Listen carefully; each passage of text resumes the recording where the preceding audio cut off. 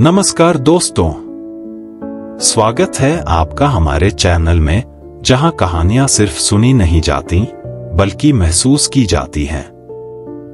यहां आपको मिलेंगी अनमोल कहानियां, कुछ प्रेरणादायक, कुछ दिल छू लेने वाली और कुछ ऐसी जो आपकी सोच को नया आयाम देंगी। चाहे वो प्राचीन बौद्ध कथाएं हों जिनमें जीवन के गहरे अर्थ छिपे हैं, या आधुनिक समय की कहानियां जो हमें जीने की नई राह दिखाती हैं, हर कहानी आपके दिल को छूने का वादा करती है। तो तैयार हो जाइए एक ऐसी यात्रा के लिए जहां हर कहानी आपको सोचने, मुस्कुराने और सीखने पर मजबूर कर देगी।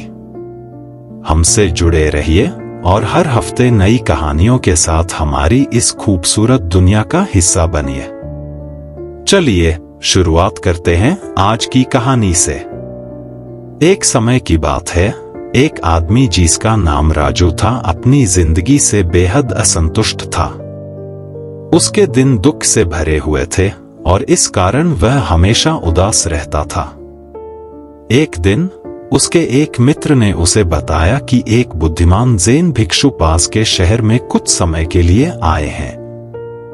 मित्र ने सुझाव दिया कि वह भिक्षु से अपनी परेशानियों पर चर्चा करे। शुरुआत में राजू हिचकिचाया, लेकिन फिर सोचा कि इसमें कोई नुकसान नहीं है। अगले दिन वह भिक्षु से मिलने गया। कमरे में प्रवेश करने पर उसने देखा कि भिक्षु ध्यान समाप्त कर एक साधारण चटाई पर शांतिपूर्वक बैठे थे। राजू ने भिक्षु को आदरपूर्वक प्रणाम किया और उनके सामने बैठ गया। राजू ने कहा, स्वामी जी, मेरी जिंदगी दुखों से भरी हुई है, और अपनी सारी समस्याओं को विस्तार से बताने लगा। उसने कहा, स्वामी जी, मेरी जिंदगी में इतनी समस्याएं हैं कि मैं हमेशा दुखी रहता हूं। कृपया मुझे इसका समाधान बताइए।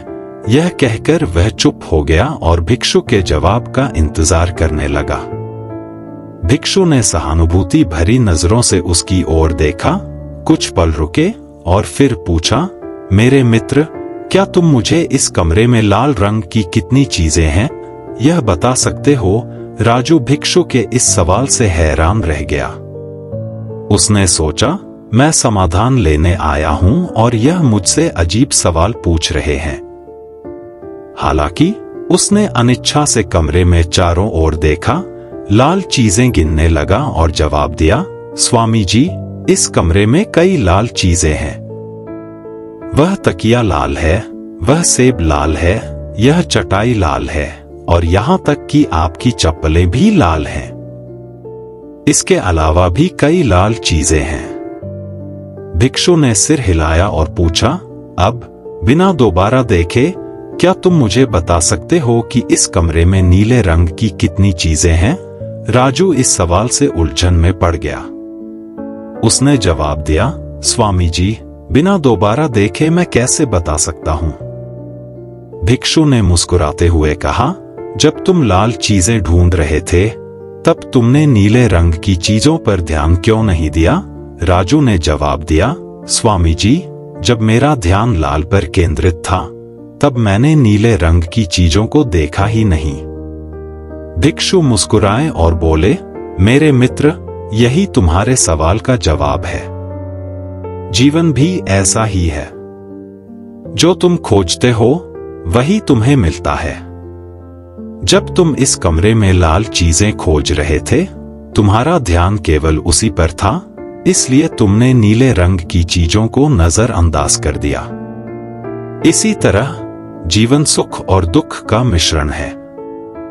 लेकिन तुमने अपने दुखों पर इतना ध्यान केंद्रित कर लिया है कि अपनी खुशियों को देख ही नहीं पा रहे। सुख और दुख एक ही सिक्के के दो पहलू हैं। यदि जीवन में सुख न हो तो दुख को कैसे पहचानोगे? और यदि दुख न हो तो सुख का महत्व कैसे समझोगे? तुम्हारी जिंदगी में भी खुशियां हैं। फर्क सिर्फ इतना है कि तुम दुखों को देखने में इतने व्यस्त हो कि खुशियों पर ध्यान ही नहीं देते। अपनी दृष्टि बदलो। अपनी जिंदगी के छोटे छोटे सुखों को देखो।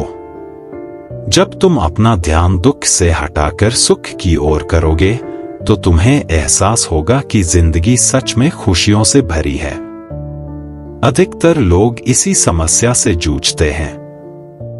वे दुखी रहते हैं क्योंकि वे जीवन को दुखी मानते हैं। यह भूल जाते हैं कि जीवन वैसा ही दिखता है जैसा हम उसे देखने का चुनाव करते हैं। अगर तुम जीवन को दुखी मानोगे तो वह दुख से भरा लगेगा, लेकिन अगर तुम उसे खुशियों से भरा मानोगे तो वह खुशहाल लगेगा। जीवन दोनों का मिश्रण है। असल बात यह है कि तुम अपना ध्यान किस पर लगाते हो। अगर तुम अपनी जिंदगी में खुशियों को खोजोगे तो तुम्हें खुशियां मिलेंगी, लेकिन अगर तुम दुख को ही ढूंढोगे तो वही मिलेगा। इसलिए हमेशा खुशियों को खोजने का प्रयास करो, चाहे वह छोटी छोटी चीजों में ही क्यों न हो।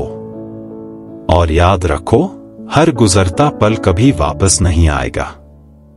तो क्यों न इस पल को खुशी के साथ जिया जाए, बजाय दुख में डूबे रहने के।